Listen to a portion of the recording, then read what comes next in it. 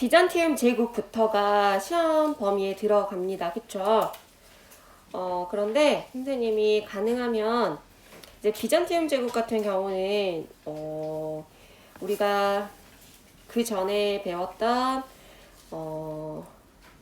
프랑크 왕국부터 해서 이제 쭉 배워갔고 오스만 제국이나 그 이슬람 쪽 이제 배우면서 언급을 여러 번 하기는 했었어요. 언급을 여러 번 했었기 때문에 비잔티움 제국 쪽을 제가 엄청 뭐라고 해야 되지? 많이 출제는 안 했어요. 선생님이 어디에 중점을 두고 많이 출제를 했냐면 최근에 배운 내용들을 위주로, 그러니까 뭐 혁명들 있죠. 미국 혁명이랄지, 영국 혁명부터 영국 혁명, 미국 혁명, 프랑스 혁명 위주로 많이 냈고, 그리고 프랑스 혁명에서 중요한 내용들을 지난 시간에 제가 이제 좀 설명을 드렸기 때문에 혁명 위주로 많이 공부를 하시면 좋을 것 같고, 그리고 그 이전에 절대왕정 시대도 우리가 이제 공부를 했었거든요.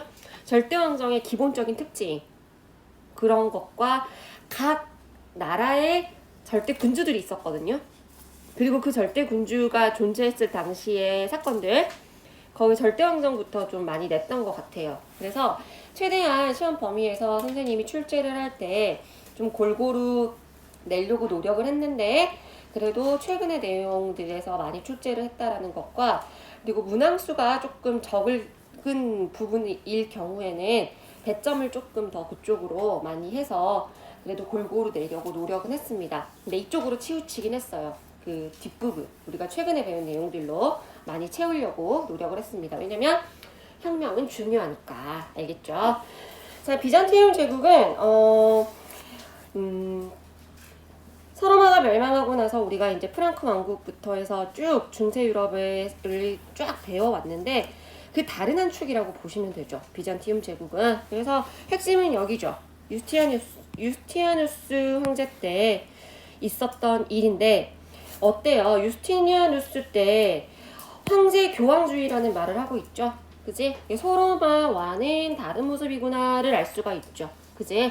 황제임과 동시에 교황의 역할까지도 하고 있었던 인물이었고, 그리고 이 유스티니아누스 황제 때의 이야기를, 전성기 때의 이야기를 우리가 이해를 하시면 되고, 그리고 조금 문화사에 조금 우리가, 제가 강의에서는 문화사에 엄청 공을 들여서 설명은 안 했었는데, 오히려 이쪽은 오스만 제국 설명할 때 제가 더 공 들여서 설명을 했던 것 같아요. 그죠?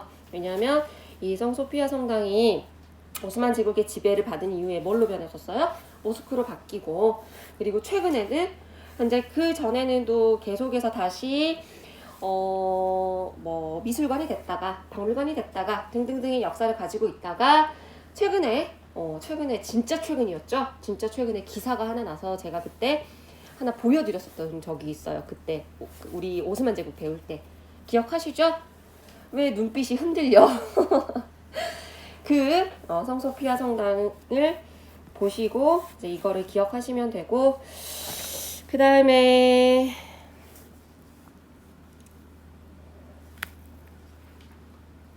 문화에서 성소피아 성당 이 정도 기억하시면 될 것 같고,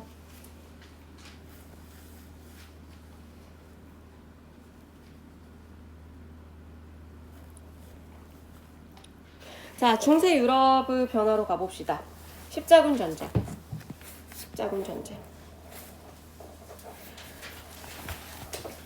자, 십자군 전쟁의 원인을 세 가지로 봤었죠. 종교적인 원인, 정치적인 원인, 경제적인 원인. 종교적으로는 비잔티움이 도와줘, 셀주크 투르크가 공격을 하니까, 이슬람 쪽에서 공격을 하니까, 그리고 이베리아가 재정복을 하는 모습을 보고 자극을 받은 것도 있었고, 정치적으로는 서유럽의 영향력을 확대하기 위해서, 그리고 영주들의 영지 확대 등등이 정치적인 이유가 돼서, 그리고 또 경제적으로는 상인들의 무역 확대, 이런 것들이 이제 십자군 전쟁의 배경이라고 할 수 있고, 우리들이 생각하는 것 이상으로 십자군 전쟁의 결과에서 경제 부분, 문화 부분이 차지하는 비중이 높습니다. 그래서 이거 결과 중요합니다. 십자군 전쟁의 결과, 교회의 권위, 교황의 권위, 영주 기사들의 권위는 모두 다 어땠어요? 오히려 하락합니다. 누구의 권한만 세졌어요? 왕권만 세지죠. 왕권만 세지네. 그리고 경제적으로도 지중해 무역이 번영하게 됩니다. 그 이유는 아시겠죠? 십자군 전쟁을 수행하기 위해서 계속 배로 왔다 갔다 하다 보니까 전쟁을 수행하는 와중에 오히려 지중해 무역이 활성화돼 버리는 그런 효과를 낳았다라는 거. 그리고 경제적으로 무역 활동으로 이렇게 교류가 있다 보니까 문화적으로도 비잔티움, 이슬람 문화가 접촉이 되다 보니까 후에 르네상스의 영향을 받았다라는 거, 이런 것들도 같이 기억을 하시면 좋을 것 같습니다. 어떤 친구가 질문이 왔어요. 선생님, 그 십자군 전쟁의 결과 성지탈환에 실패했다라고 했는데 왜 성지탈환을 했다라고 하세요? 맞아요. 1차 때만 했어요. 1차 때만. 십자군 전쟁은 여러분 11세기에서 13세기까지 8차에 거쳐서 일어난 전쟁입니다. 이제 1차, 2차, 3차, 4차, 8차까지 있었는데 사실은 딱 1차 한 번 성지탈환에 성공을 했어요. 그리고 2차 십자군 전쟁이 일어나게 된 이유도 이 성지탈환 때문이었어요. 알겠죠? 그래서 1차 때만 성공을 한 거니까 여러분들이 기억하시는 십자군 전쟁의 성지탈환 목표는 실패했다라는 거. 자, 4차는 왜 중요하다라고 했어요? 최악의 십자군 전쟁이라고 했죠. 목적 자체와 전혀 맞지 않는 생뚱맞은 우리가 배운 콘스탄티노폴리스를 점령해버리는 베네치아 상인들의 농간에 넘어가서 얘네들이 여기서 라틴 제국을 수립하는 아주 최악의 십자군 전쟁이었다라고 해서 4차로 소개를 드렸고, 그 다음에 십자군 전쟁은 우르바누스 2세가 어떤 공의회에서 갑시다 호소해서 열렸어요. 클레르몬 공의회에서 호소해서 열렸죠. 그래서 이런 십자군 전쟁의 전반적인 내용들을 기억하고 계시면 그게 어렵지 않습니다. 자, 유럽에서 지금 십자군 전쟁과 백년 전쟁 두 개를 이제 같이 배웠는데, 십자군 전쟁은 제가 자세히 설명을 했고 백년 전쟁은 거의 설명을 안 했어요. 그죠? 이 정도의 내용만 아시면 돼요. 결국에 중세에서 결국에는 우리가 유럽의 근대로 넘어가는데, 그 넘어가는 과정 속에서 요인이 두 가지가 있죠. 전쟁으로 인한 요인, 그리고 경제적인 요인. 경제적인 요인이 이제 이 뒷장에서 계속 배운 내용이고, 근데 전쟁에 대한 요인에서 이제 이 십자군 전쟁이 가장 큰 요인이 됐었고, 그리고 백년 전쟁도 하나의 요인이 됐다라고 보시면 됩니다. 백년 전쟁은 영국과 프랑스 간에 100년 동안 일어난 전쟁이고, 이거는 제가 설명은 안 했지만 알아만 둬라고 하면서 소개만 시켰었어요. 지금 보면은 11세기에서 13세기까지 이때 십자군 전쟁이 일어났고, 14세기에서 15세기에 백년 전쟁이 일어난 시기이고, 그리고 전반적으로 장원의 해체라는 봉건제가 무너지는 전반적인 유럽의 현상을 소개를 했는데, 그럴 때 각각의 세부적인 내용들은 어땠는지 그래도 알아두면 좋겠다 싶어서 제가 소개만 한 거예요. 왜냐하면 나중에 절대왕정이 등장을 하니까. 절대왕정 시기 때부터는 갑자기 각 나라의 왕들이 나오잖아요. 그래서 그 절대왕정 시기의 왕들이 나오기 전에 이런 왕들도 영국에서, 프랑스에서, 독일에서, 이베리아에서 있었다 정도만 소개를 시켜드린 거기 때문에 이 부분에 너무 부담을 갖진 않으셔도 될 것 같습니다. 알겠죠? 우리 히터 꺼버리자. 얘들아, 추우면 말하세요.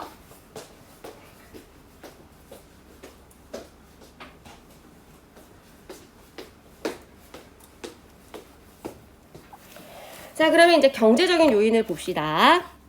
자, 얘들아, 교역의 발달이라고 해서 북유럽 교역권, 지중해 교역권이 형성이 되어 있었고, 이거를 연결하는 상판유 전기시에 대해서 배웠습니다.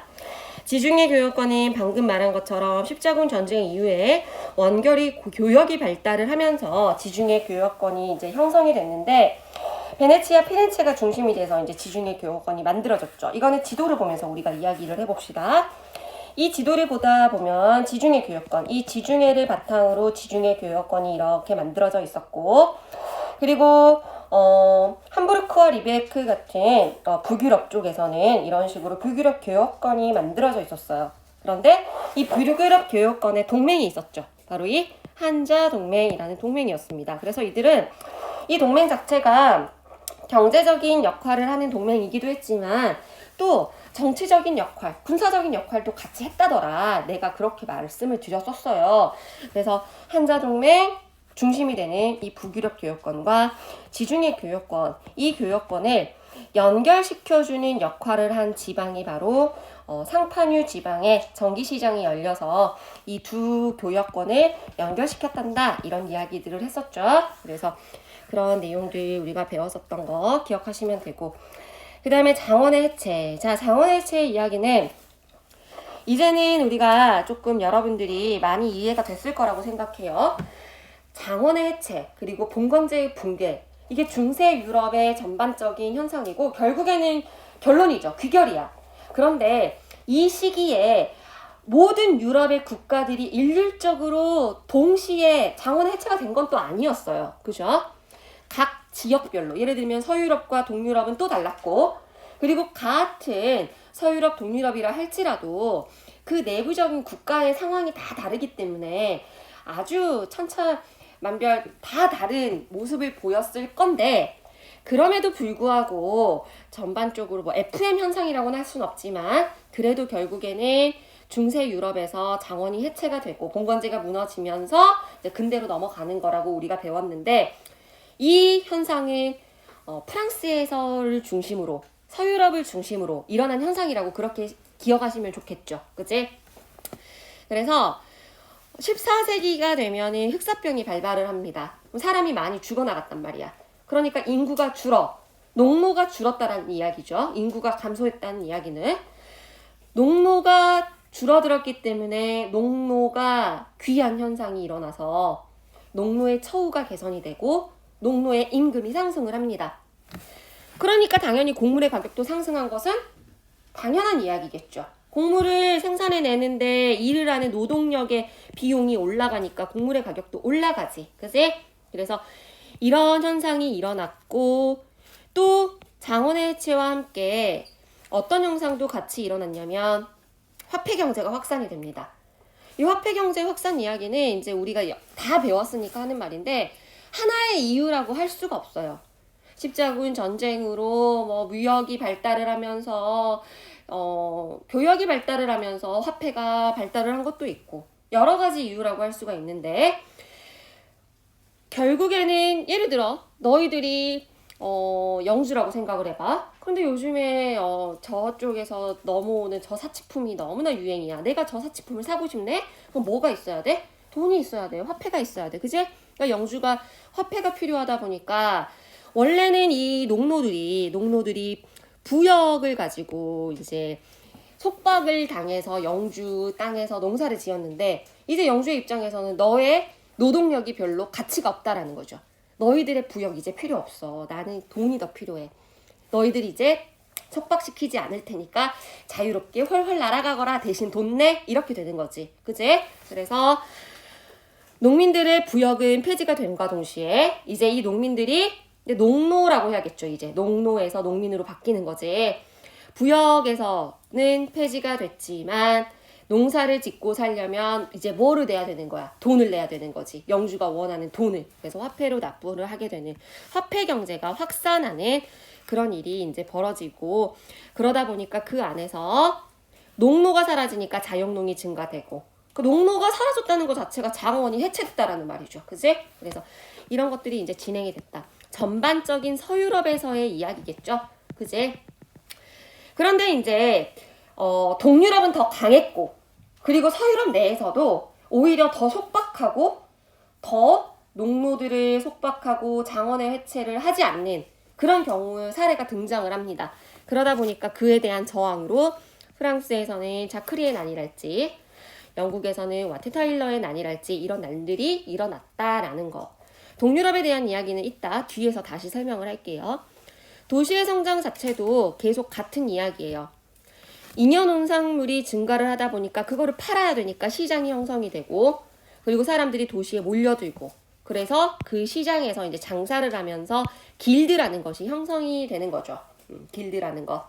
그래서 이 도시의 성장이라는 부분에 대해서도 우리가 배웠고, 교육의 발달, 도시의 성장, 이런 현상들 같은 맥락에서 보시면 됩니다. 장원은 해체되고 농노들은 해방되고 봉건제는 무너지고 도시는 성장하고 화폐의 가치는 하락했지만 화폐 경제가 확산이 되는 거고 전반적인 경제적인 이 현상들에 대해서 여러분들이 잘 이해를 하셔야 될 것 같습니다. 자, 여기는 시험 범위가 아니고 자, 르네상스 갑시다. 이 르네상스에서는 핵심이 뭐라고 생각해요, 여러분? 물론 이 르네상스에서 이제 이런 것들이 원인이 됩니다. 르네상스의 정의, 그리고 이렇게 르네상스가 일어나게 된 사회적인 변화, 그리고 과학기술의 발달, 이런 것들도 이제 알아야 되지만 가장 핵심은 그냥 저는 이렇게 생각을 해요.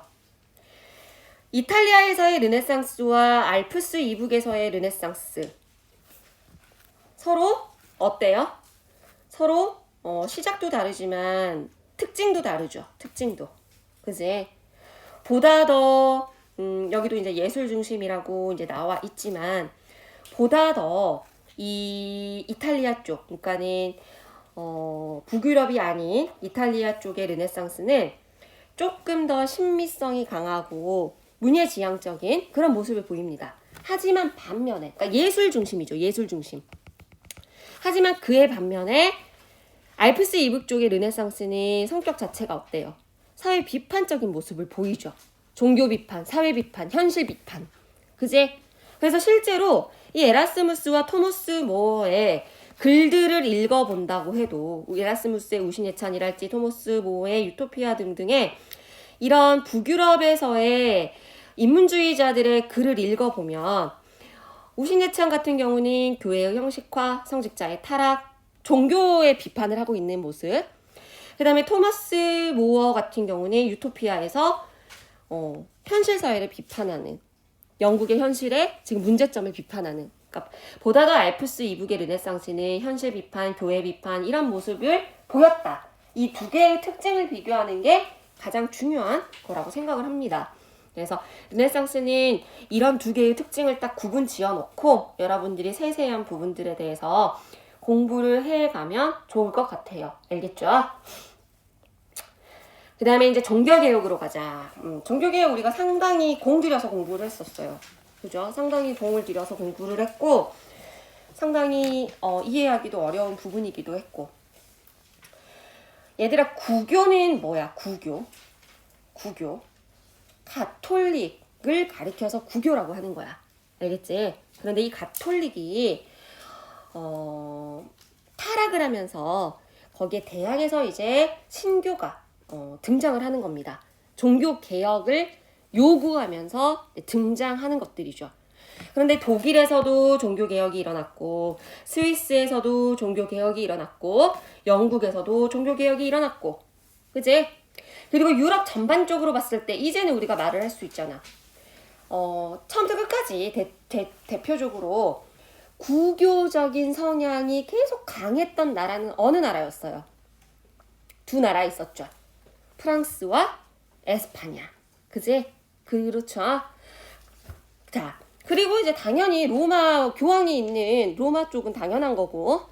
자, 그럼 보세요. 독일에서는 루터가 종교개혁을 일으켰어요. 루터가 종교개혁을 일으켰는데 신성로마 제국 당시였기 때문에 황제를 선출할 자격을 가진 선제후들을 포함해서 이 신성로마 제국 안에는 제후들이 여러 명이 있었단 말이야.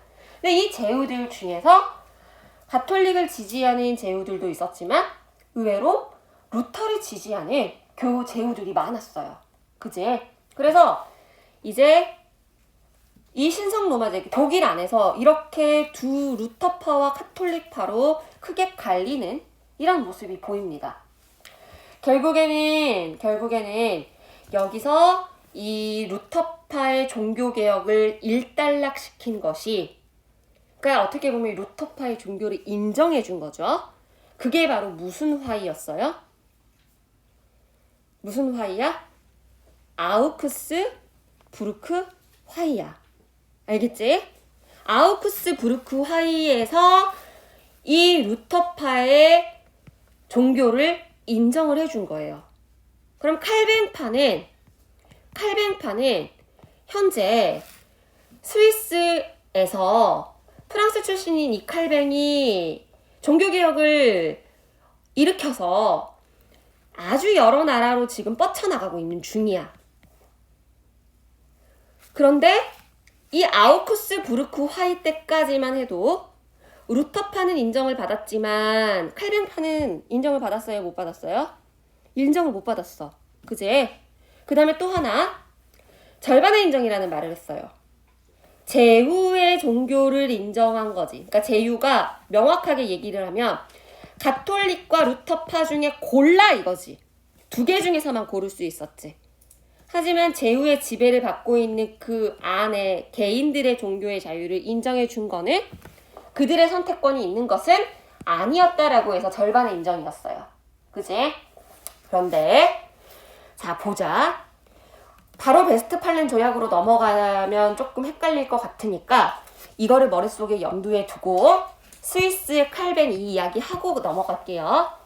자, 칼뱅의 종교개혁으로 영국에서는 퍼져나가서 영국에서의 칼뱅파를 청교도라고 불렀고 프랑스에서는 위그노라고 불렀고 네덜란드는 고이센, 스코틀랜드의 장로파, 특히 우리 위그노 이야기 너무 많이 들었잖아.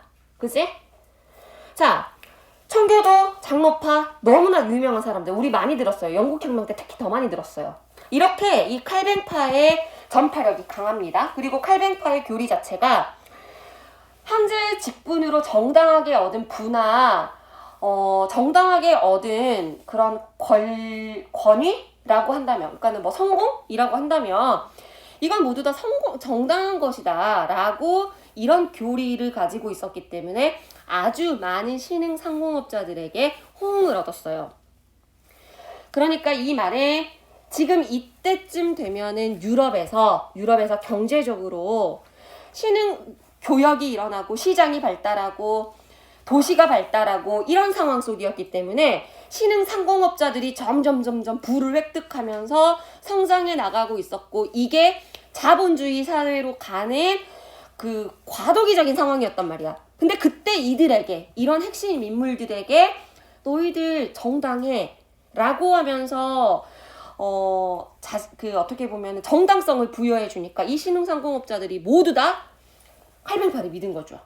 호응을 얻은 거죠. 칼뱅파가. 그래서 이게 이제 결국에는 칼뱅파가 나중에 자본주의 발전에 크게 영향을 줬다라고 하는데 근데 지금 우리가 지금 아는 건 이거야. 지금 배워야 될 건 이거야. 아직 칼뱅파는 인정을 받지 못했어요. 아우크스부르크 화의 때까지만 해도 어때? 인정을 받지 못했다고. 인정 안 받았잖아. 오직 루터파만 인정받았잖아. 그지? 그런데 자, 종교 전쟁이 터집니다. 각 나라에서 종교 전쟁이 터져요. 네덜란드에서도 프랑스에서도 신성 로마 제국 해에서도. 근데 사실 이 종교 전쟁이라는 것 자체가 크게 보면은 구교와 신교 간의 전쟁이야.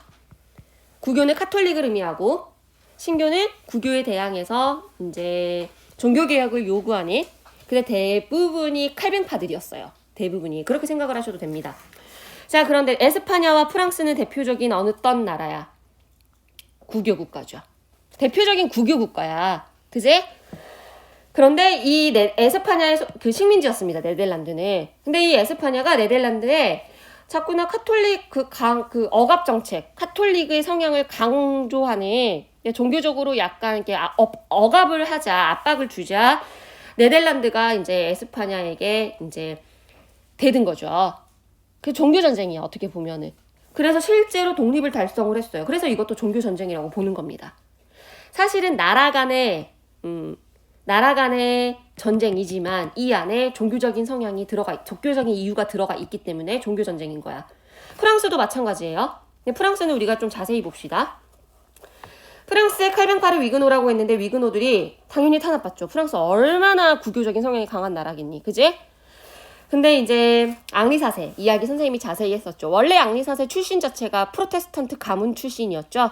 그런데 본인이 이제 이 프랑스 내에서도 아주 이 구교파와 프로테스탄트파 간에 이러한 그 피비린내 나는 싸움이 너무나 많이 일어나고 그 세력 자체도 가문 자체도 이제 두 가문이 이게 자꾸 이렇게 대립하는 모습을 보이니까 앙리 4세가 자기가 왕이 돼서 카톨릭으로 개종을 하고 자기는 개종을 하고 그리고 이 위근호들에게 종교 그 자유를 주죠. 종교의 자유를. 그게 무슨 칙령이야? 낭트 칙령이지? 근데 내가 지금 여기에는 나와 있지 않은데 따로 칠판에다가 다시 필기를 해줬던 기억이 나요. 그죠? 이 이후에 프랑스의 상황을.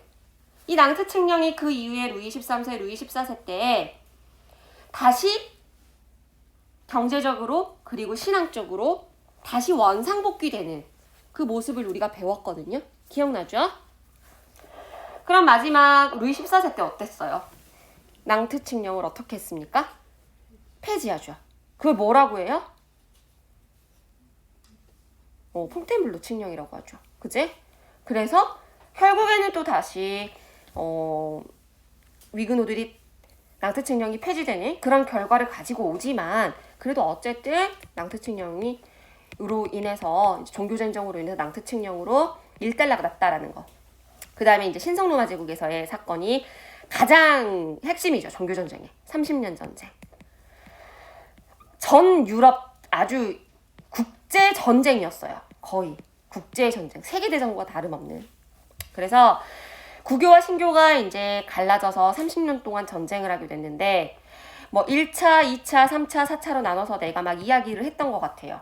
그런데 이제 결론만 이야기를 하면 결국에는 구교 국가와 신교 국가 간의 전쟁이다라고 표현을 해서 종교전쟁이라고는 하고는 있지만 사실 가만히 들여다봤더니 오히려 카톨릭 국가였던 프랑스가 구교 국가임에도 불구하고 구교와 신교 중에 누구를 지원을 해줬어요? 신교를 지원을 해줬죠. 그리고 마지막에서는 대놓고 자기가 전면전에 나섭니다. 왜 그랬어요? 그때 당시에 프랑스 부르봉 왕가와 신성로마 제국의 황제 자리를 계속 꿰차고 있었던 오스트리아의 합스부르크 가문이 자신들의 경제적인 그 경쟁 구도에 있던 국가였기 때문에 오히려 카톨릭 국가였던 프랑스는 종교 전쟁임에도 불구하고 신교를 지원하는 그런 모습을 보였었죠. 그지? 자, 그러면 결국 마지막에 4차 때 프랑스가 이기죠. 그지? 프랑스가 이깁니다. 그래서 이제 30년 전쟁의 결과로 이 조약이 맺어져요. 무슨 조약이야? 베스트팔렌 조약이지. 이 베스트팔렌 조약 때 비로소 이 칼벤파가 자유를 얻게 됩니다. 알겠지? 그리고 칼벤파 이외에 다른 개인의 신앙의 자유도 인정을 받게 돼요. 이 부분에 그러니까 아우크스부르크의 이 개인의 신앙이 인정을 못 받았는데 이거는 인정을 받았다라는 이 차이점을 기억을 하셔야 되죠. 그지? 그래서 이런 것들 기억하시고 또 네덜란드 그리고 스위스 독립을 정식으로 인정받게 되죠. 프랑스 신성로마 제국으로부터 각각 독립을 하게 되고 그리고 이제 이 카톨릭에 대한 대응들도 여러분들이 뭐 핵심 용어는 뭐 로열라 예수회 그리고 권위를 확립하기 위해서 했던 공의회 트렌트 공의회 이 정도 같이 기억을 하시면 좋을 것 같습니다. 영국은 간단히 하고 넘어가자. 그지? 이혼하고 싶어가지고 종교교육 했죠? 그지? 그래서 엘리자베스 때 국교회 국교회 확립을 했다라는 거. 이렇게 종교개혁도 우리가 배웠었습니다. 자, 신앙로 개척으로 가보자.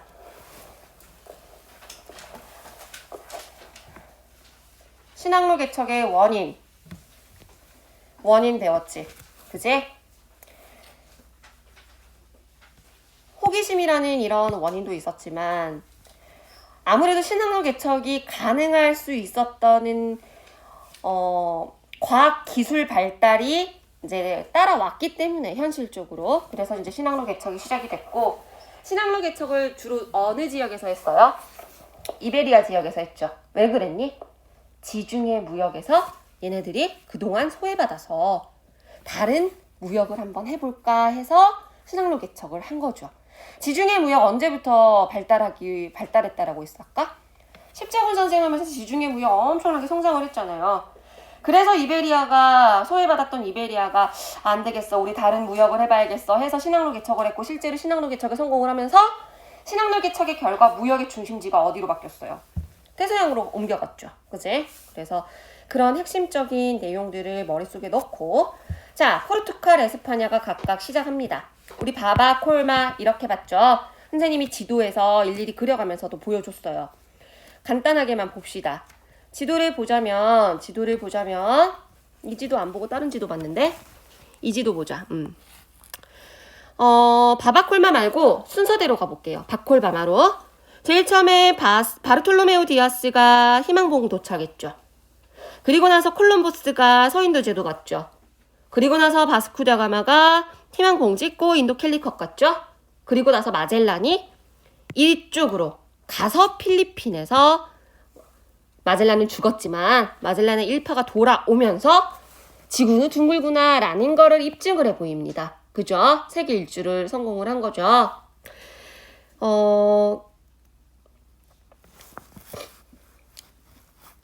방금 개척한 항로를 보더라도 포르투갈은 아시아 쪽으로 간 거를 볼 수가 있고 에스파냐는 아메리카 쪽으로 대서양 쪽으로 이렇게 나간 걸 볼 수가 있지. 그제? 근데 이 신항로 개척이 좋은 점만 주진 않았다라고 했어요. 이 신항로 개척의 안 좋은 단면을 우리가 꼭 알고 있어야 된다. 선생님이 그렇게 설명을 드렸었는데 특히 이 에스파냐가 진출했던 이 아메리카 지역 어떻게 됐어요?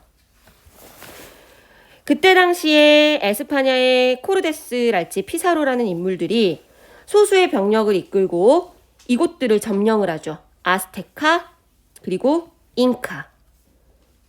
맞죠? 결국에는 이 문명을 이 제국들을 정복을 하면서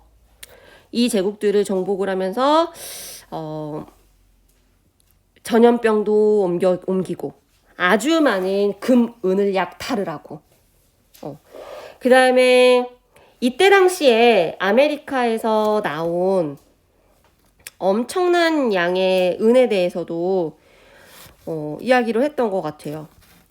시카데카스 은광이랄지 아카풀코, 포토시 이런 은광들 특히나 이 포토시 은광은 전 세계에서 생산된 은의 절반을 넘는 양이 나올 정도로 엄청난 은광이었고 여기서 이 은들을 어떻게 보면 훔친 거지, 그지?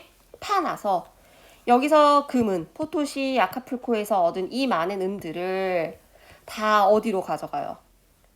아메리카산 은으로 아시아에서 향신료, 비단, 차, 도자기를 또 가지고 오고 그리고 유럽에서 아프리카로 철이나 총이나 이런 것들이 보내진다면 아프리카에서는 또 노예를 사가지고 이거를 아메리카로 보내죠. 이 노예들을 데리고 설탕, 담배, 면화, 플랜테이션 농업을 하고 여기서 이제 유럽으로 가지고 오는 이런 삼각무역을 했고 그리고 유럽에서는 이 아메리카의 금, 은이 유입됨으로 인해서 가격 혁명이 일어났죠. 물가가 상승했고 봉건지주는 이제 타격을 받았고 신은 상공업 계층이 향상을 했고 상업혁명이 일어났다라는 거. 그리고 신항로 개척에 이러한 팩트도 중요하지만 그 이후의 결과들도 대단히 중요합니다. 그래서 그런 내용들에 대해서 선생님이 설명을 했습니다. 그 다음에 자, 그러면 방금 전에 내가 30년 전쟁의 결과 맺어진 조약이 뭐였어요? 베스트팔렌 조약이었죠. 근데 이제 사실은 30년 전쟁의 결과라고도 볼 수는 있지만 전반적인 종교개혁의 결과라고 볼 수도 있을 것 같아요. 결국에 유럽의 패권이 누구에게 넘어갔어? 프랑스로 넘어왔죠.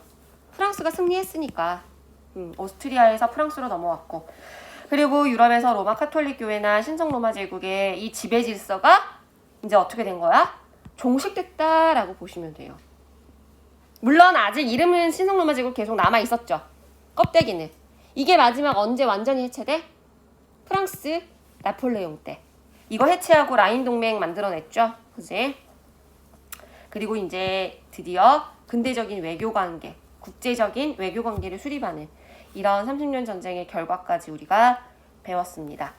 자, 그 다음에 이제 절대왕정 넘어가는데 절대왕정부터 혁명들은 제가 좀 꼼꼼하게 시험 문제 냈어요. 좀 많이 냈습니다. 여러분들이 꼼꼼하게 공부를 하세요. 여기서부터는. 알겠지? 절대왕정부터 혁명까지는 문제를 꼼꼼하게 좀 많이 문항수를 많이 냈으니까. 자, 절대왕정이라는 것 자체가 중세 봉건에서 근대 시민사회로 넘어가는 과도기에 등장하는 정치 체제다. 그렇게 보시면 되는데 세상적으로는 무엇이 밑바탕이 되어 있어요? 왕권 신수설. 그리고 중상주의. 경제적으로는 이러한 절대왕정이라는 이 체제를 이해하셔야 되고 이 절대왕정이 각각의 나라들에서 보여지죠. 서유럽, 동유럽 각각. 그제 꼼꼼하게 보세요. 알겠지? 이것만 한번 짚어드릴게요. 서유럽보다 절대왕정이 더 느린 이유. 누가? 동유럽이. 뭐라고 생각해? 도시나 상공업 발달이 더 더뎠죠. 동유럽이. 그치? 그 다음에 농노제는 그대로 동유럽 같은 경우에 유지되고 있었어요. 농노제가 유지됐다라는 거는 장원제가 아직 해체가 되지 않았다라는 거야.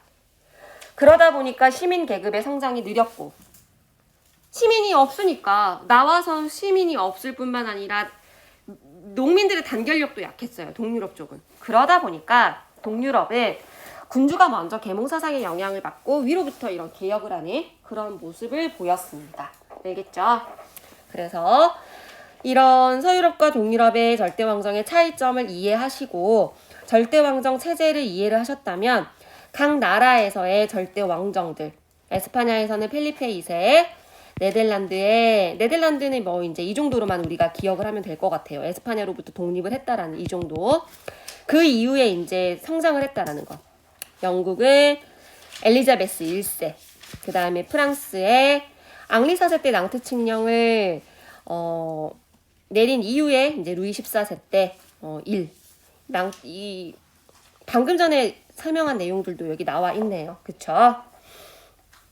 그 다음에 프로이센, 그리고 오스트리아 요제프 2세, 마리아 테레지아도 우리가 같이 공부했었죠. 교과서에는 마리아 테레지아도 나와 있습니다. 러시아의 표트르 대제, 내용 꼼꼼하게 하나하나 다 알아두셔야 될 것 같고, 그리고 예카테리나 2세, 러시아 출신도 아닌데 독일에서 시집 와가지고 왕이 된, 황제가 된 사람이죠. 그래서 그런 이야기들도 선생님이 했습니다. 자, 절대왕정 시대의 예술은 제가 따로 엄청 깊게 설명을 드리지 않았기 때문에 그냥 넘어가셔도 될 것 같고, 그리고 이제 혁명부터는 최근에 설명을 했기 때문에 아주 자세히 설명을 했기 때문에 여기서부터는 여러분들이 공부를 하셔도 될 것 같아요. 그래서 영국혁명, 그 다음에 미국혁명, 그 다음에 프랑스 혁명까지 꼼꼼하게 혁명은 보셔야 됩니다. 알겠죠? 지난 시간에 프랑스 혁명에 이거 설명했죠? 이거 다 보면서 이거 내가 다시 하나 올려줄 거거든요. 이 프랑스 혁명 짚어준 거. 제가 강의를 프랑스 혁명을 다시 강의를 한 거를 올려줄 생각이니까 그거를 여러분들이 시험 전에 공부를 한 번 더 듣고 싶으시면 들으시고, 그 시간보다 저는 좀 자습이 더 필요할 것 같아요. 시험 공부가 필요할 것 같아요. 그러면 그것도 좀 여러분들이 선택해서 하시기 바랍니다. 그거 그냥 듣고 나오면 출석 체크가 인정이 안 되니? 되긴 되지. 출석, 너희 강의 들을 때 온라인 클래스에 올려주면 상관은 없죠. 다 들어야 출석이 인정이 되니? 50% 이상 들으면 인정이 되는 건 아니고. 내가 그래도 올려주면 너희들이 능동적으로 알아서 할 수 있지. 열심히 들을 사람 들으시고, 더 이상 말을 하지 않겠어요. 자, 몇 시에 끝나니? 30분? 2분 남았니? 좀 자. 쉬어.